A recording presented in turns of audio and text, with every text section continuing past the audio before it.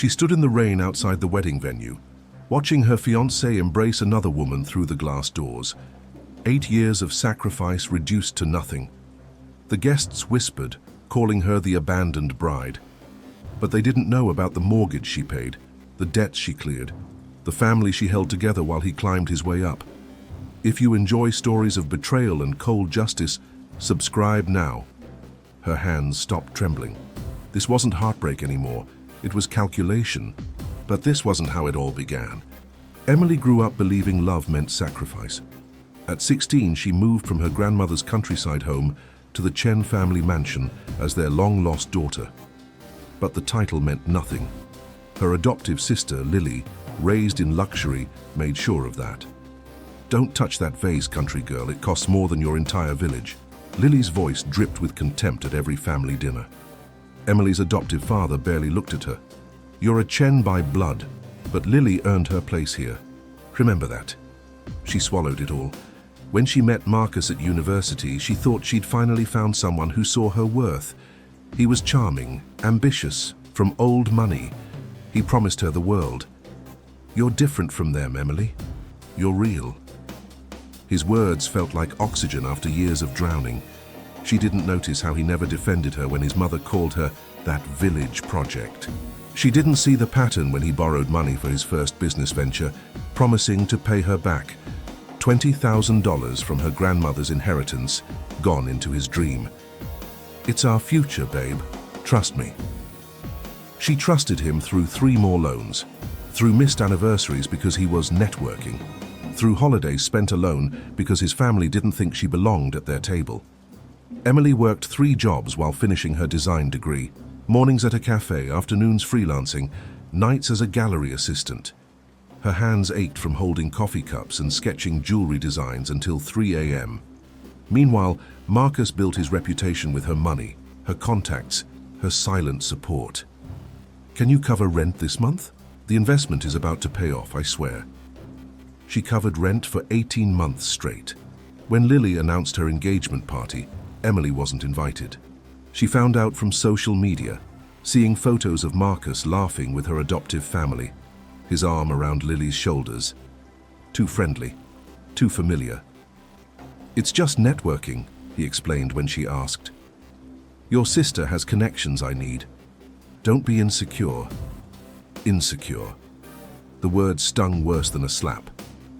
Emily's designs started winning awards, but somehow Lily's name appeared on the certificates.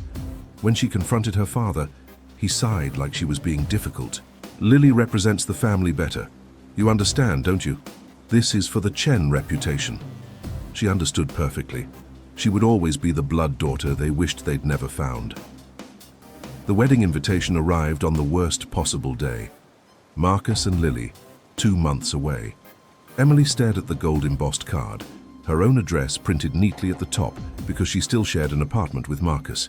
He hadn't moved out yet, said it was complicated. That night, she asked him directly, "Are you sleeping with my sister?" He didn't deny it fast enough. "Emily, it's not like that. We have history. Before you came back into the picture, your parents wanted us together. It's complicated, but I still care about you, you know that. Care, not love, never love anymore. I gave you everything, and I'm grateful, but Lily can give me what you can't. Stability, status, a real future." There it was, the truth she'd been avoiding. She wasn't enough because she would never be enough in their world. The wedding rehearsal was scheduled for Saturday. Emily wasn't listed as family or friend. She was listed under declined. But the worst came Friday night. If you want to see what true betrayal looks like, make sure you're subscribed because this gets darker. Emily's father called her to his study, Lily standing beside him with false tears streaming down her face. "Emily, we need to discuss your behavior." "My behavior?" Emily's voice was steady, but her nails dug into her palms. Lily sobbed dramatically. "She's been threatening me, father, saying horrible things about Marcus and me. She even hired someone to sabotage the wedding." The accusation hit like ice water. "That's a lie." Her father's eyes were cold, distant, exactly like they'd been for 8 years. "Lily has proof. Text messages from your number. A witness who saw you meeting with a wedding planner to cancel services. I never sent those messages. Someone's framing me. Always the victim, aren't you? Her father stood towering over her. I gave you a home, a family name, opportunities, and you repay us with jealousy and sabotage. Emily's mind raced. The text messages, the witness, it was too coordinated, too perfect. She hadn't realized how deep Lily's hatred ran, how far she would go to destroy her completely. You're disinherited, effective immediately. And you'll sign a document agreeing to stay away from the wedding and Marcus. If you refuse, we'll press charges for harassment and attempted fraud. The room tilted. 8 years of swallowing insults, of making herself smaller, of hoping they'd see her worth. All leading to this. She still didn't know that Marcus had been planning this for months, that every loan, every promise, every I love you was just another transaction. He needed her money to start his business, then he needed Lily's family connections to expand it. Emily was always meant to be temporary. The wedding day arrived. Emily wasn't there, but she heard everything afterward. How beautiful Lily looked, how happy Marcus seemed, how the Chen family finally had a proper union. She sat in her tiny studio apartment, the one she'd moved into with 3 suitcases and a broken heart, and realized she had nothing left. No family, no savings, no fiancé, no home. Her phone buzzed, a message from an unknown number. Check your email. The email contained financial records, detailed, damning evidence of where her money had actually gone. Marcus hadn't invested it in his business. He'd used it to pay off gambling debts, to fund a lifestyle he couldn't afford, to buy the engagement ring he gave Lily. Her money bought her sister's happiness. There was more. Design patents in Lily's name that matched Emily's original sketches, dated months before Emily submitted them. Her father's signature on the transfer documents. They'd been stealing her work systematically, building Lily's reputation on Emily's talent. The sender included one more thing, a video file from the wedding.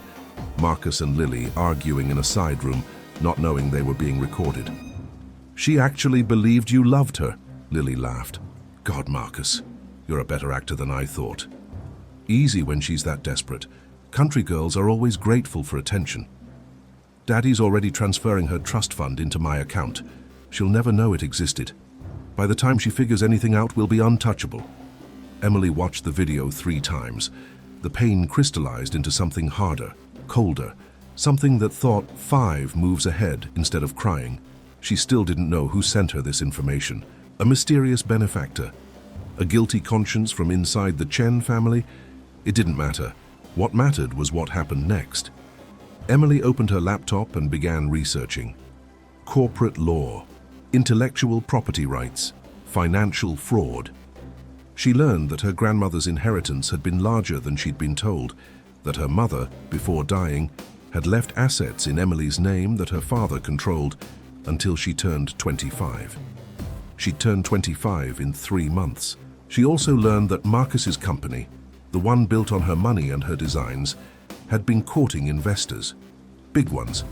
The kind who did extensive background checks and cared very much about ethical violations and fraud. Emily started making calls. She documented everything. She reached out to old professors who remembered her original designs. She contacted a lawyer specializing in intellectual property theft. Quietly, carefully. She wasn't the desperate girl begging for scraps anymore. She was something else entirely. At night, she taught herself advanced design techniques, rebuilt her portfolio, entered competitions under a pseudonym. During the day, she worked at a small jewelry studio, learning the business from the inside. No one connected Emily Chen, disgraced dropout, with E. Rivers, the rising star whose designs were getting international attention. 6 months later, Marcus's company faced a crisis. Their lead designer, Lily, was accused of plagiarism by an anonymous source who provided overwhelming evidence. Design patents, original sketches, testimony from professors. The investors pulled out. The company's reputation collapsed overnight. Emily watched from a cafe across the street as Marcus scrambled to save everything. She sipped her coffee, calm. This was just the opening move. Her father called, desperate.